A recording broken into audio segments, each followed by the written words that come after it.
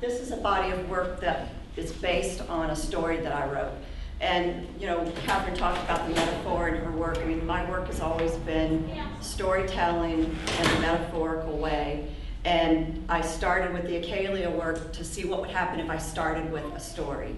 I think I'd always been kind of fighting this idea that my work is illustrative, has an illustrative background, because that is sometimes not thought of as high art. It's this applied art, it's this other thing. And I decided to just embrace it instead of fight it and say, no, I'm not an illustrator, I'm a painter, or I'm, you know. So the Accalia work represents that. I started with a story that's an autobiographical fairy tale, and then I made works based on the story. The story was written first, although I kept tweaking it and changing it over time. And then eventually the story and the images came together in book form, and I didn't know if the text would play a part later, but it was exciting. It evolved over a few years. So there was a show that just opened of that work. There's the book. It just can't, I mean, they just closed at LSU Museum, but I'm continuing to make some pieces, and that's what this wall is.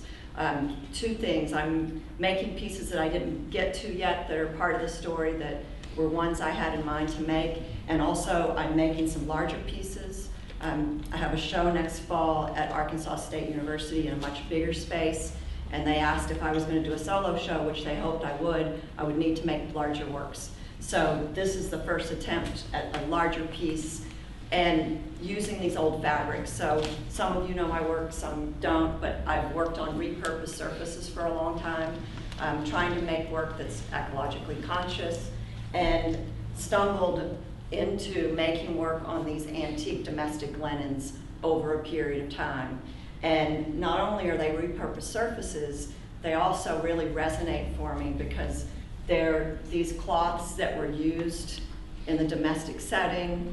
Women hand stitched them. I mean, this is all hand stitching. And then I'm responding to what's already in the history.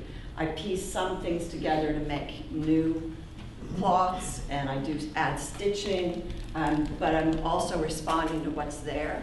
And so it's so incredible to open a piece of this fabric and just to feel everything that came with it, and then to add on to that. There's also this kind of feminist side to that in terms of women's work, and again, honoring that and connecting with it instead of making it into this lower craft form, pulling it up to the level of you know, fine arts. So the pieces are on this old fabric, and I had to figure out how to make them larger. Most of the pieces have been fairly intimate, so, and that's what this is the direction of this piece. So I've been working on this work. I started writing the story probably in like 2009-10. It's been a long process. And I'm excited about and ready to move on and do some new things. And so you also have in the show a new direction I'm going. So with doing the swamp monster pieces, I started really thinking about monster and all the different meanings that that can have in terms of, in this case, possibly representing different sides of the main character, delving into the subconscious, sort of darker things that lurk beneath the surface. And specifically now, I'm thinking of monster as a metaphor for world evils, just to put it, I mean, in a simple way. So, for example, the piece on the wall there is called Big Oil. I was in a show a couple of months ago in New Orleans as part of Prospect 3, and the show was Louisiana themed. And so my response to the prompt was to make a piece that it had already been in my mind. I'd already started working on it, but the meaning changed as I started thinking about the Gulf Coast and, you know, the oil spill. And so I bring other things to it as well. And that piece there is called Women Fight Back, and it's a response to all the ways that there's a war raging against women, whether it's Boko Haram kidnapping the young girls, whether it's in our own country, women still not being paid what men are being paid, et cetera, et cetera, et cetera. And then it's my kind of strange metaphorical take on that. In the hall, there's some other of those pieces as well, so you can kind of see the direction I'm going. The other thing that I'm doing is the Accalia works were very soft and subtle and very subdued, and you can see from the book being passed around. and I'm moving more towards, this was the last Accalia piece I made that was in the LSU Museum. More color, more vibrant color, and more pattern, and definitely those two pieces represent that direction. So, sorry to talk too much, I hope I didn't. But I'm happy to answer any questions. I have a dry technical question. Yes. What do you use like an acrylic medium when you applique materials? Yeah, people are always really curious about how I make these, and sometimes it looks like they're starched, and it is a textile, but I am using all acrylic medium. And I figured out early on that if I coat the fabric in acrylic medium, then it does a couple of things. It makes it more archival. Some of the fabrics are falling apart. It also makes it so that I can paint on them easily, so that the paint just doesn't seep in. And I am using acrylics because I'm working on these old cloths, number one. Number two, the techniques I'm using with lots of transparent glazing lends itself to acrylics, which dry really quickly, and I can do lots of layers that would be harder to achieve with oils, for example.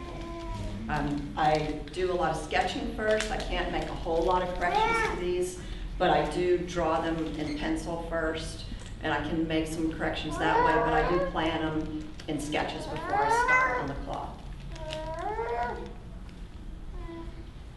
Other questions? Yes. In addition to like the stitching that's already there, do you do your own hand stitching? Like, yeah, so I know very little about sewing, but I can sew a line. And so, yeah, I do, and this is a case where, yeah. And to build upon that, how do you distinguish where to stitch as opposed to where there should just be a line, like a painted line? There are some other examples that are not here where I actually did more stitching as like a drawn line through the piece. Mm-hmm. And it's just really responding to each individual piece and seeing what, you know, right away it'll feel like this needs to be a stitched line, or I'm going to paint this line. And it's something that's just kind of intuitive. Anything else? From start to finish with the book, what's the timeline? Really it took about 4 years. Mm-hmm.